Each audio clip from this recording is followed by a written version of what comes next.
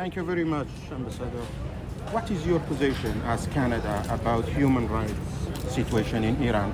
And can you comment on Kurdish young lady, 22 years old, killed by Iranian police in Tehran? Well, it's a Zhina Amini. Yeah. Introduce yourself, Yes, please. for Masa Amini, it's a terrible event for her family, for all of us. It's a terrible situation where someone would lose their life because of any struggle for human rights. To be abused, to be beaten up by the police, to be terrorized in the way she was in her last hours is a terrible thing. It's complete atrocity, and it's why Canada is continuing to bring Iran in front of the United Nations as we pass resolutions on how terrible the human rights record is. Iran objects to our doing that, but then we see events like this. We see events like Canadians. She was from my home city, Sakis. Yes, it's terrible. It's a terrible thing, and we continue to fight. It's interesting because in Canada we have been fighting hard to make sure that women can dress how they want to dress. No one has to tell them how to dress.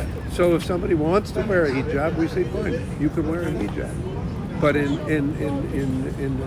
Iran, they say no, you must only dress the way we want you to dress. Do you think it is important the Western country should be able to support democratic movement in Iran and democratic opposition for positive change as Kurds, especially? Of course we do. We support the rights of Kurdish people. We support the rights of the Baha'i people. We support the right of all people in Iran, everyone, minorities everywhere.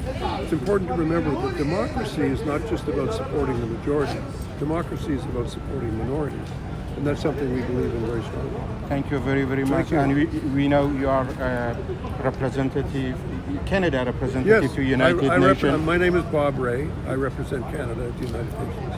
Do you want to last message to Kurdistani people and especially to Zhina Amini's family in Sakis City? Of course, to the Amini family, Canada sends its deepest condolences and our solidarity for her and for you and for your entire family.